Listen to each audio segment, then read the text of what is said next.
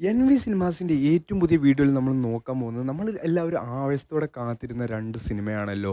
വാർ 2 എന്ന മൂവിയും അതേപോലെ തന്നെ ലോകേഷ് കനകരാജ് സംവിധാനം ചെയ്ത കൂലി എന്ന രജനീകാന്തിൻ്റെ സിനിമയും. ഇപ്പോൾ ഇതാ രണ്ട് സിനിമയുടെയും first day worldwide collection റിപ്പോർട്ടും എല്ലാം ഇപ്പോൾ വന്നിരിക്കുകയാണ്. അതിൽ ബഹുദൂരം മുന്നിലാണ് രജനീകാന്ത് നായകനായി എത്തിയ കൂലി എന്ന മൂവി. 151 കോടി രൂപയാണ് സിനിമയുടെ ഫസ്റ്റ് ഡേ വേൾഡ് വൈഡ് ആയിട്ടുള്ള കളക്ഷൻ വന്നിരിക്കുന്നത്.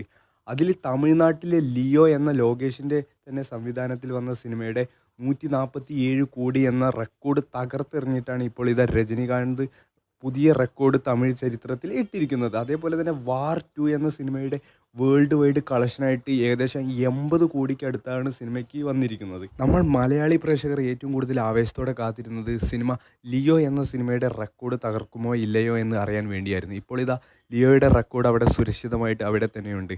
9,75,00,000 രൂപയാണ് കൂലി എന്ന സിനിമ ഫസ്റ്റ് ഡേ കളക്ഷൻ നേടിയത്. ലിയോയ്ക്ക് 12 കോടിയോളം രൂപ കളക്ഷൻ വന്നിരുന്നു ഫസ്റ്റ് ഡേ. കൂലി എന്ന സിനിമയ്ക്ക് തികച്ചും ഒരു പോസിറ്റീവ് റിപ്പോർട്ടല്ലായിരുന്നു വന്നത്. അതിനാലും കൂടിയാണ് സിനിമ 10 കോടിക്ക് മുകളിൽ കളക്ഷൻ കിട്ടാതെ പോയത്. കേരള ബോക്സ് ഓഫീസിൽ ഫസ്റ്റ് ഡേ ഏറ്റവും കൂടുതൽ കളക്ഷൻ കിട്ടിയ 2ഉം 3ഉം സിനിമകൾ ഇപ്പോൾ ഇതാ ഒരു തമിഴ് മൂവികളായിരിക്കുകയാണ്.